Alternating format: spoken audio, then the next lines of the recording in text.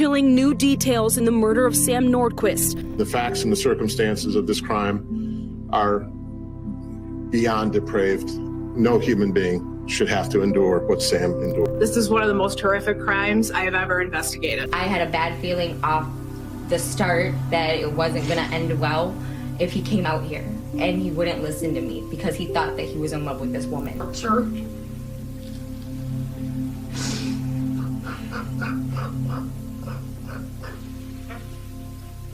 How can somebody be so evil?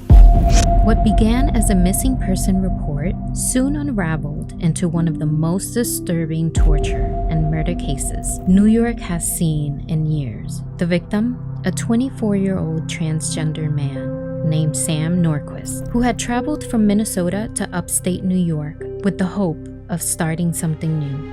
Instead, what he found was a nightmare.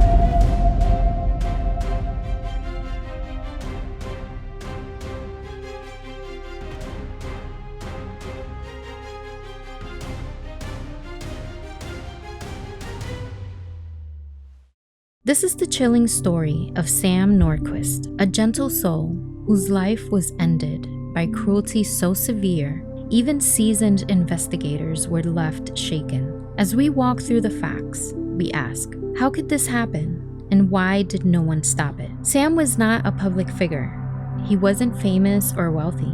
But to those who knew him, he was someone who mattered, described by friends and family as kind, artistic, and deeply compassionate. Sam was a 24-year-old biracial transgender man from Red Wing, Minnesota. He had worked in a group home and had passion for animals, cooking, and connecting with others through platforms like TikTok. He was trying to build a life. In September 2024, he made the decision to travel to Hopewell, New York, to meet someone he had formed a relationship with online. What followed was a descent into horror. Sam moved into Patty's Lodge Motel in Hopewell, a small town in Ontario County. He was living with a woman named Precious Arzuaga and several others. By all appearances, it seemed like an unconventional but functioning arrangement. But in December, Sam fell off the radar. By January, his family in Minnesota had grown deeply concerned. Their calls went unanswered. Social media activity stopped. Something felt wrong. In early February of 2025, his family reported him missing. On February 9th, Ontario County Police performed a wellness check.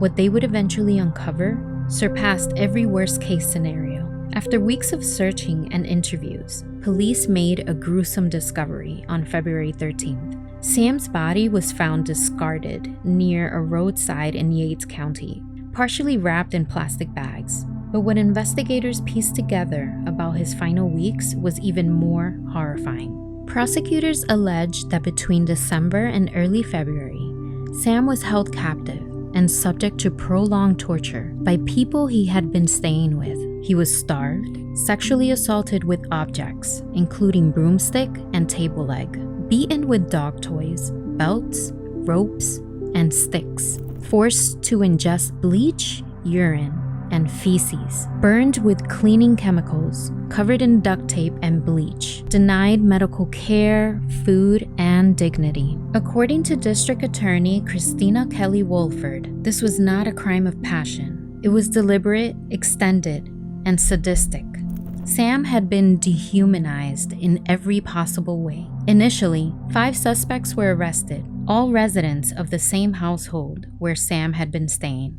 Eventually, that number rose to 7 as more details emerged. Among them were Precious Arzuaga, believed to be the person Sam had traveled to meet, and others described as friends and relatives. The group dynamic appeared cult-like, with evidence suggesting shared delusions and a sadistic bond. Charges included first-degree murder, kidnapping, sexual abuse, and child endangerment. And perhaps most chilling of all, authorities believed children were involved. According to court documents, a 7-year-old and a 12-year-old were allegedly coerced into participating in witnessing Sam's abuse. Prosecutors and child advocates are still investigating the full extent of their involvement and trauma.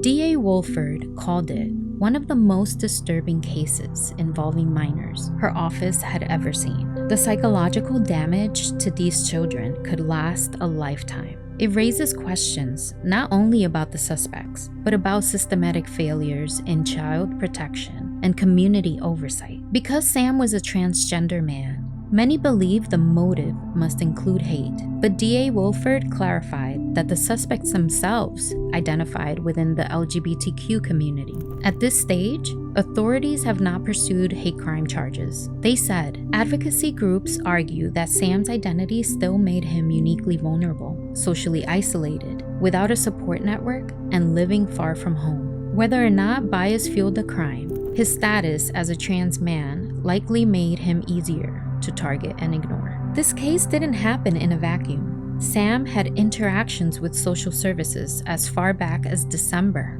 At least one wellness check was attempted and failed to make contact. Neighbors had reportedly heard odd noises or seen strange activity. So why didn't anyone step in? How was this level of abuse allowed to continue for weeks? And how many others, like Sam, are at risk right now? All 7 suspects are being held without bail. The case is moving towards trial, with prosecutors vowing to pursue maximum penalties. The court is expected to hear deeply disturbing evidence, including graphic photos, text messages, and possibly videos. Authorities are warning the public that the details may become even more difficult to hear. But justice for Sam will not come easily. It will never undo the pain he endured. Candlelight visuals have been held in both Minnesota and Ontario County. Governors Kathy Hochul and Tim Walz have acknowledged the case, promising greater protection for vulnerable populations. Sam Nordquist is more than a victim. He was a son, a friend,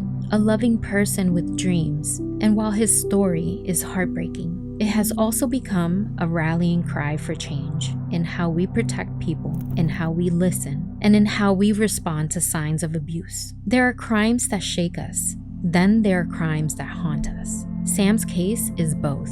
If his story moved you, please like the video, share it, and leave your thoughts in the comments. Let's honor Sam by making sure no one else suffers in silence. Thanks for watching, and remember, even in darkness, speaking out can shine a light.